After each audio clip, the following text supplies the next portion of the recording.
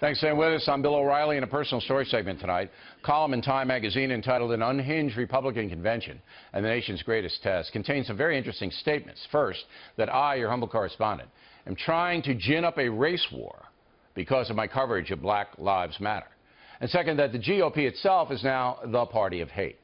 Joining us now from Boston, the man who wrote the column, Joe Klein. All right, let's take Black Lives Matter first. Bill. In your research for the column that you wrote, did you find anything that I reported erroneously about Black Lives Matter? Well, I think that the problem is, look, Bill, I made a similar mistake to the one you made 25 years ago when I said that Spike Lee's movie Do the Right Thing would cause race riots. I agreed with Charles Krauthammer that night. He was trying to restrain you a little bit. You can be as critical as you want of Black Lives Matter. I'm critical of them too.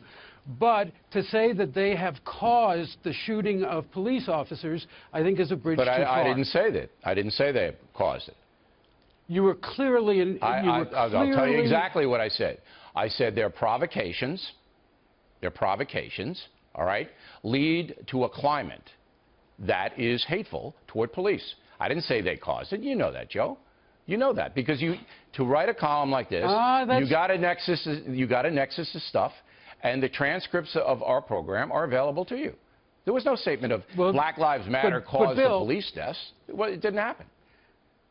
Well, I remember Charles Krauthammer warning you I'm about sorry, going Joe. too far, and you were. I mean, the thing is, look, Bill, I've been getting death threats from black militants since the 1980s because I've been as strong on this issue as you would like to think you are.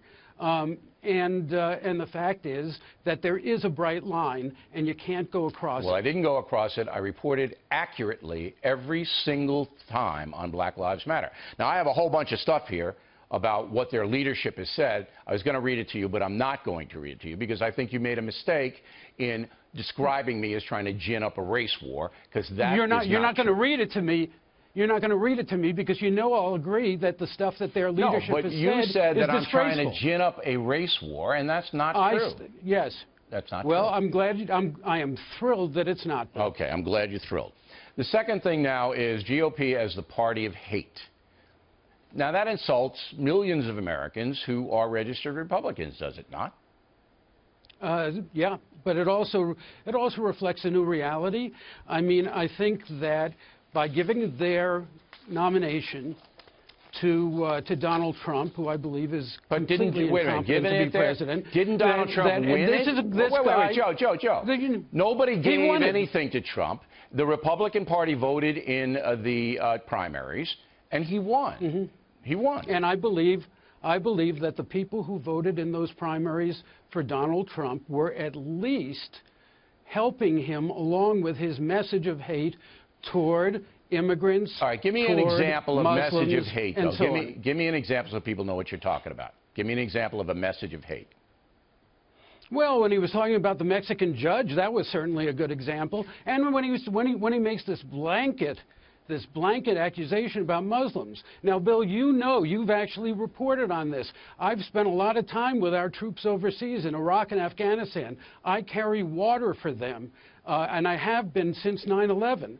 And in this case, Donald Trump, especially with the Gold Star mother, my God, you know, that's disgraceful. Well, we'll see tomorrow what he has to say about that. But look, let's take the judge. I hope so. I'm glad you're having him on. The judge in the civil suit against Trump University refused to grant summary judgment to throw it out.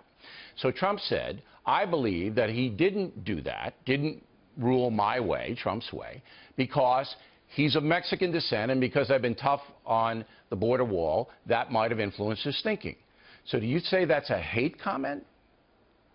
I think that it's a comment that does not reflect an adequate knowledge of the United States Constitution. That may be true, but I don't see it as that's his opinion. It's not a hate comment. And I think that when you call the Mexicans coming across the border, most of whom, the vast majority of whom have been very valuable workers here, when you call them rapists and murderers, even though that in a very particular sense is true, let me try to give is ginning, to I'll speak give you about the last ginning word. up.